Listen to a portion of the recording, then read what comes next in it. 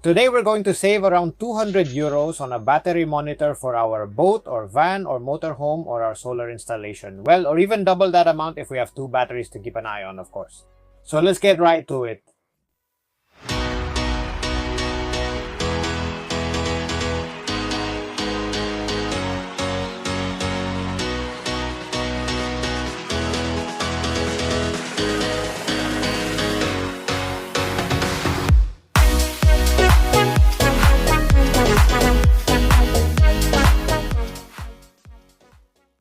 Greetings sailors, and welcome to a new episode of the Low Cost Sailor. Today we're going to compare the different devices and variables that are important for monitoring the batteries on our boat or van or motorhome or solar installation. In general, almost any 12-volt battery will work. We'll do a quick comparison starting with the cheapest, simplest devices and moving up to the most expensive. Well, we'll talk about the more expensive ones, but we won't really get to see them physically because, as you already know, they're way too expensive for me. Although, as always, we'll get the same functionality, or better, or by spending a whole lot less. And of course, we'll also see how to connect some of these battery monitors to our Raspberry so we can easily check the data from its screen, from a tablet, or even from the plotter we already have connected to it. Basically from anywhere, even from home. Let's get right into it. No, wait, what's wrong, man? Your voice sounds a little weird. Like, what's really going on with you? I'm tired, man. I'm exhausted. My batteries are completely drained and I don't have even a single drop of energy left at all. From not getting any sleep, buddy. You don't have any. You're short on watts. You don't have watts. Am I short on watts? Am I short on watts? Are you telling me that energy is measured in watts? You don't have any energy. You're low on watts. Well, I think you're going to need to understand some basic concepts about electricity before we get down to the nitty-gritty. When we're at home surrounded by all our electrical appliances, we're generally used to thinking of electricity as an almost infinite source of energy in our eyes. We almost always have the refrigerator plugged in, the TV, the lights, and the appliances. We even have electric heaters. We can turn everything on and use it for as long as we want. Well, as long as we can afford it, because with the electricity prices the way they are these days, it's not like we can have everything plugged in all the time. But all of that is thanks to the fact that our house is plugged in with a cable, a really long cable to the main power grid. However, when we talk about our boats, things change a little bit. When we're in port, we can also connect up to the power grid and have access to this magical, seemingly infinite energy. But as soon as we set sail, all the electrical devices will depend on the electrical energy we're able to store and carry along with us, or the energy we can generate as we go, of course. That is to say, basically, as soon as we set sail, and especially once the engine is stopped, we depend mainly on the energy stored in our boat's batteries. That's exactly why all the electronics and nearly all the accessories on our boats run on 12 volts, so they can keep working by drawing on the energy stored in our battery or in our batteries. Because when it comes down to it, you usually have more than one battery on a boat, once the boat has a certain amount of power. At the very least, there's usually an engine battery dedicated exclusively to starting the engine, and another house battery for all those electrical accessories we've talked about. For example, since I'm really cool, I have three. The engine one, the service one, and one exclusively for the inverter. And the energy in any battery is finite, and just like we're used to our phone telling us how much battery we have left, how long it's going to last, and how much we've used, and with that being able to decide when we need to charge it so we don't get any surprises, on boats we can also have very similar information with battery monitors. This way we can know the condition of our batteries, the rate at which they're discharging, how much battery we have left, and even whether they're charging and at what rate. And that's going to help us with two things. First, not to get stranded without power and without being able to use the electronics or accessories on our boat. And the second, and no less important, is to take care of the batteries to extend their service life. They're not cheap at all, so it's better that they don't end up getting damaged, because there are many types of storage technology in batteries. Some cheaper, some more expensive, with higher energy density, etc. That's not what we're going to talk about today, because then the episode would end up being very long and Carlos will scold me. That's it. Keep it brief. Come on. Let's simply review some fundamental concepts that battery monitors provide us, and that will help Carlos understand a bit what this is about. Watts. Watts. Let's see if we can place watts correctly. Where are the watts? We have already said that for all the boat's electrical devices to work, we need to store electrical energy that we can take with us. In our case, that energy storage device is the battery. We can imagine our battery as a large reservoir of electrons that are eager to move from the negative terminal to the positive, and that on their way from one place to the other are able to perform useful work. That work is what will actually bring our electrical devices to life as the electrons pass through them. A very simple analogy to help us understand this could be to think of our battery as a large water dam. On one side of the dam, there's a lot of water just waiting to get out at the slightest opportunity. If we open a hole at the bottom of the dam, the water starts to flow. The bigger the hole, the more water will come rushing out. As it flows past, that water is able to do work, just like our electrons do. How much work it can actually do will depend on two main things: the flow rate and the water pressure. This set would be the power, the amount of work it is capable of doing per unit of time. And in the case of the dam, the pressure will depend on the difference in height between the water in our dam and the place where we have made the hole. You can review this concept in our episode, How to Plug a Water Leak, regarding pressure and depth. Well then, if we go back from this analogy to our electric battery, we find that we have a dam full of electrons eager to rush out toward the positive terminal. The first concept, and the one everyone knows best about a battery, would be equivalent to how much the electrons want to get out of there. But in the case of the battery, this is known as the potential difference between the two terminals. I mean, the usual volts in the batteries we're going to work with, about 12 volts or so. When we open the faucet on our battery, what starts slipping from one terminal to the other is the electrons, the rate at which our reservoir empties. And the flow rate would be the current we're drawing from the battery. Another fairly well-known unit would be amps. That's what kills, right? It's not volts that kill, it's amps that kill. Those very amps. Because imagine volts. Volts are the urge they have to get out, but if you don't let any out, none are going to pass through you. Amps are how many electrons are passing through you at that moment, how many are devouring your body until they make you die. This turned out a bit dramatic. Finally, the capacity of our battery. How much water fits in our dam? It would be coulombs, which represent how many electrons we have accumulated in our batteries, but coulombs as a unit of energy isn't very well known or very popular. So on our batteries, what you usually see printed on them is the amp hours. The amp hours. At what rate would water have to flow out of our dam in order for it to empty out in 1 hour? And they give us an idea of the energy capacity of our battery. The combination of both concepts is what, in our dam analogy and in electricity, we call power, which would be the product of the voltage volts times the flow of electrons, amperes. And it's usually measured in watts. Watts are what really determine the pace at which the work gets done and the rate at which our battery gets used up. Thank goodness I was actually able to put up all of those signs with the letters and more letters. Everything all very complicated. Yeah, like I'm telling you, in an ideal world where our battery is absolutely perfect, it would be able to maintain that potential difference, the voltage, no matter how many electrons were still left in it or how quickly we were using it up. But in reality, our battery isn't able to maintain the same potential the whole time. That idea that the battery's voltage drops is usually modeled as something we call the battery's internal resistance, which basically means that the volts decrease in proportion to how drained our battery is. I'm not going to go into much more detail because this isn't a physics class either, and Carlos is already starting to nod off, but anyway. But the watts. But watts. We already know it's not energy, it's power. To check the condition of our batteries at all times, we can use some indicators that are really relevant. Volts. Volts indicate our battery's ability to keep doing work even with a small constant load. They're quite representative of how much battery we still have left. For example, in a typical lead-acid battery like the ones we have on boats, if the voltage is 12.5 for instance, or even 13, it usually means the battery is completely charged. And 10 volts usually means there's practically no battery left at all. Amps. Amps tell us how much we're using right now, even though watts would actually be a bit more appropriate for that, but anyway, we'll stick with amps for now. Finally, amp hours. Our battery will have a capacity in amp hours, and if we know how many amps we're drawing at a given moment, we could know how long the battery will last if we keep drawing at that rate. For example, a 100 ampere hour battery. If everything we have connected is continuously drawing 10 amps, we know that in 10 hours we'll run out of battery. It's simple, but watch out. With lead-acid batteries, it's not good at all to discharge them more than 50%. So if you buy one that says 100 amp hours, assume you can use 50 amps. This is more like the reserve amount. I mostly use the reserve because if you drain it all the way to zero, the battery gets damaged and you have to buy one. Well, in order to measure these parameters and to know the condition of our batteries, we're going to show you the different types of devices we can use. The easiest thing to monitor is the voltage, and with a handheld voltmeter, we could go down from time to time and check the battery voltage.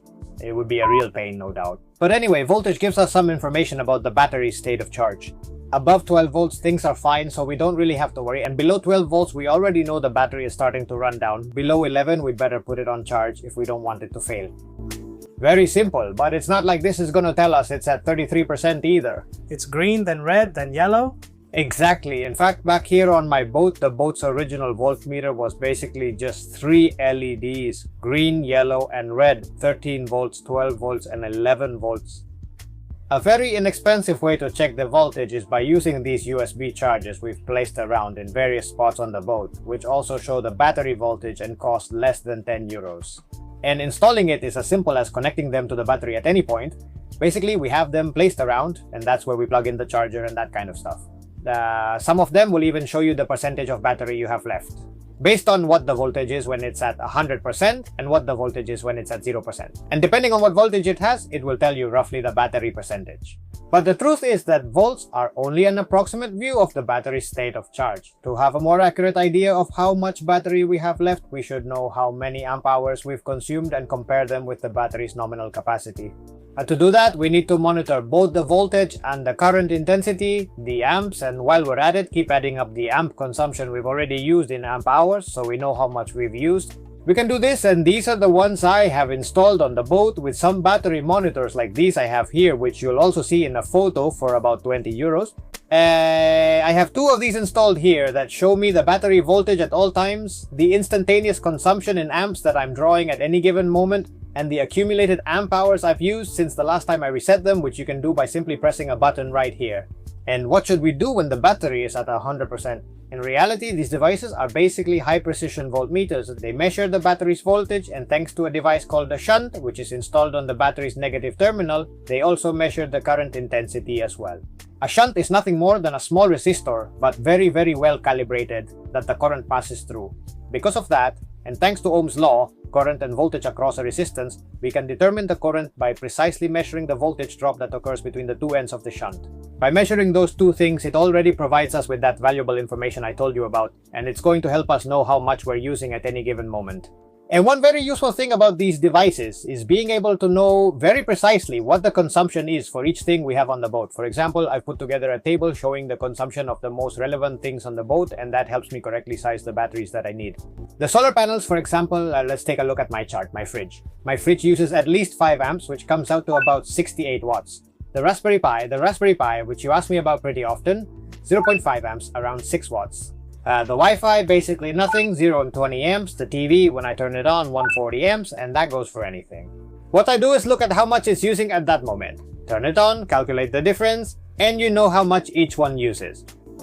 Well, the only bad thing about these battery monitors, which, like I'm telling you, I have right here, and I've had them for about 4 years or so, is that they only measure the current going out, and we have to reset them manually ourselves to know how many cumulative amp hours it has used since the battery was charged. The really good battery monitors keep track of how many amps leave the battery when we're using power, but also how many go in when we're charging. And with the battery's nominal capacity, we can indeed know quite accurately the percentage of battery we have left. But then we're talking about devices that cost a few hundred euros, like the ones from Victron, or at least that's what I thought until I took a look at what's new on AliExpress and saw the battery monitor I bought, which is much cheaper, and that we're gonna show you, and that It won't be Chinese. How could it not be Chinese? It's Chinese, totally Chinese, but it looks really good. Now you're going to see. The battery monitor I bought and that we're going to take a look at right now has some very good features. You can set the battery's nominal capacity. It measures both the current going in and the current going out, so it's able to accurately calculate the percentage of battery we have left. It's water resistant, and best of all, aside from being Chinese, it only costs 30 euros. The Victron one costs 220 or something like that. Of course, you'll have the purchase links in the video description and on our website. Installation and operation are very simple. This is what you had me buy. My 30 euro battery manager comes in this box. It supports batteries up to 80 volts and it can handle up to 100 amps. We've already seen that on our boat. I don't think even the Anchor Windlass draws as much as 100 amps. And what we've got here is this, which is our battery monitoring device. I'm going to mount it right next to the tachometer, for example, outside with the bracket. The mount is standard with a roughly standard size hole, and it's IP rated, meaning it can withstand water. And then this, which is the key part, is the shunt we've talked about, and it's the one that's going to go next to the battery. Now we'll look at everything in detail. And lastly, it comes with a 2-meter cable to connect between the shunt and the device, which will extend. Let's take a look at how all of this connects together and how it actually works. To do that, we're going to simulate just a bit the battery circuit on our boat. And this time I'm not going to use the power bank. Instead, this time I brought a battery, a small 12-volt one.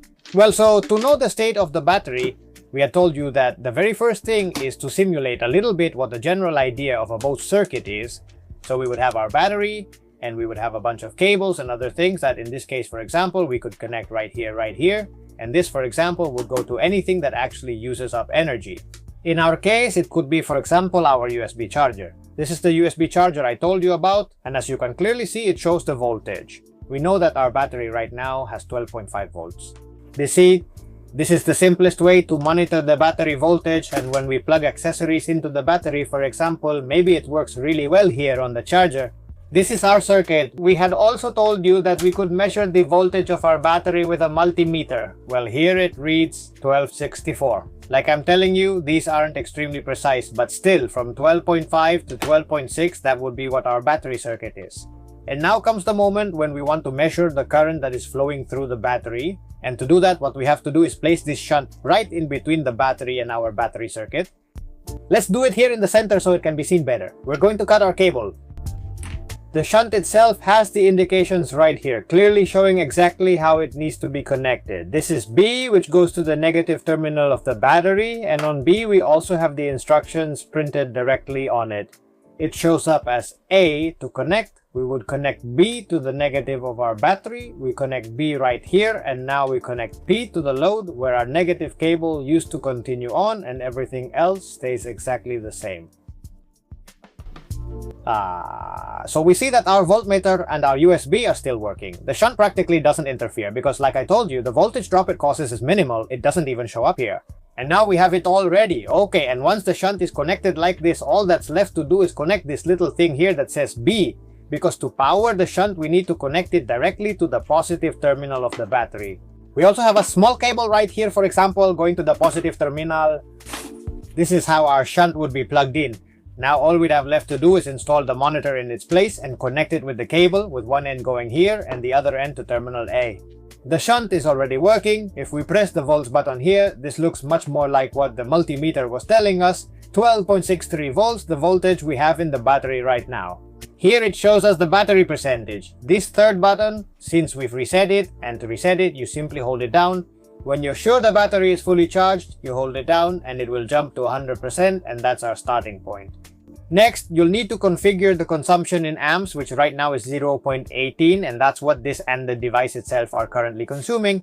If you press it again, it tells us the amount of energy we consider our battery to have, the nominal amount. Like I'm telling you, if you have a 100 amp hour battery, I'd probably set this to 60 here, and that way we'll consider that once we've used 60 amps, the battery is drained. That way we make sure we're not going to ruin it. We've now set the nominal capacity of our battery at 100% to 60 amps. If we press this button right now, we can see that we're currently using 0.020 amp hours. If we plug in, for example, the small lamp, you can see that it changes to show 0.1110. Then we can know how much the small lamp is consuming at that particular moment. If we connect something really big to it, for example, this motor, consumes a ton. An arrow appears on the screen here pointing downward, showing a less than sign. That means it's consuming energy. If we now, for instance, take it and plug in this beast, well, you can clearly see that it draws 5 amps, and it also displays the amp hours we still have left. We had set it to 60, and with what we've plugged in, it has already dropped slightly to 59.99. And we plug this one back in, the one that uses a lot, and you'll see how it drops to 98. If we leave it there, it drops to 97, and the battery keeps dropping while we have it plugged in. When we unplug it, it stops dropping. Normally, on our boat, we'll also have solar panels or some other kind of power source that to help with charging. In our case, it's our little battery charger. We would plug our battery in here. The place to connect the negative of the battery charger would be at the output of the shunt here. And now you can see that we're using 0.123 amps. And if we turn on the charger, we start charging, the arrow changes, and now we are generating amps. Now it's charging at 0.6 amps toward the battery.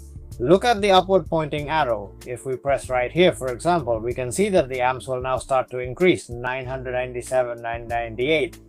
And that's how we're charging our battery. And if we had used quite a bit, then we'd see that the percentage goes down when it discharges and goes up when it charges. That's it. Wouldn't it be easier to just lift the battery cover and take a quick look to see how many electrons are still left?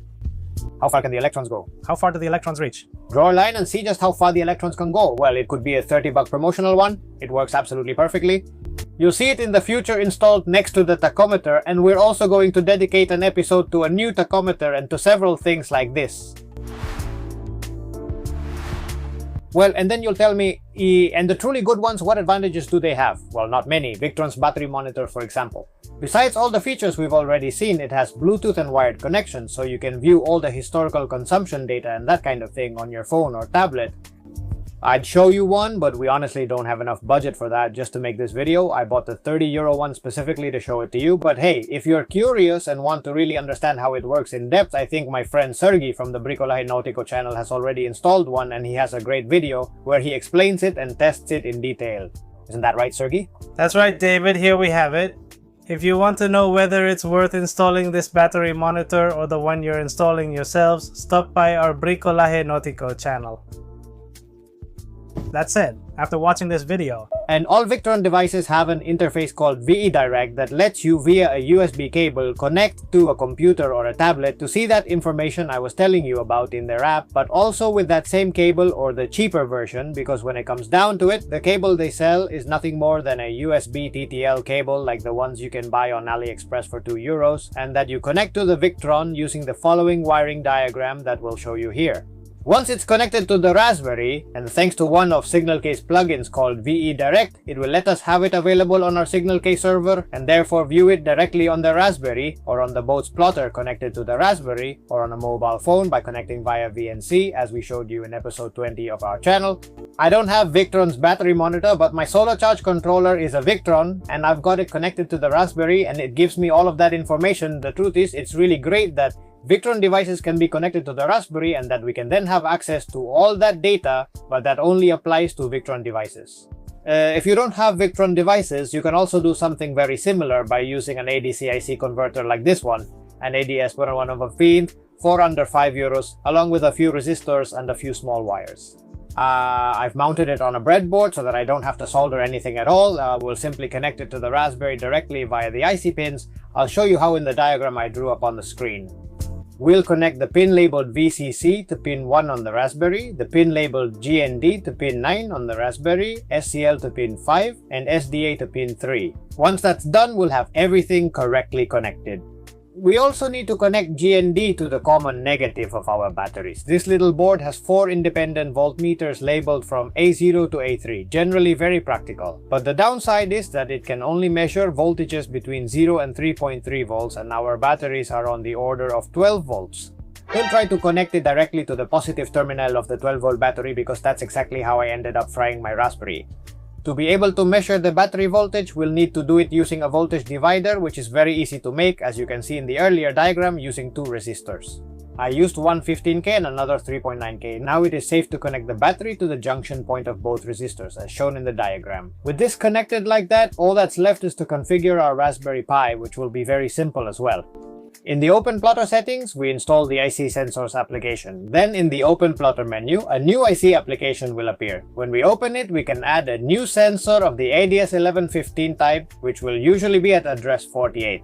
I also have 68 in use too, because I have some additional sensors that I'll show you later on. We'll see 4 voltage inputs corresponding to the 4 we have, and we'll configure them with the default values, which are for a range between 0 and 16 volts. This works perfectly for the resistors I mentioned. Specifically, in my case, I made a small adjustment to make it more precise, and it's between 0 and 16.47 volts.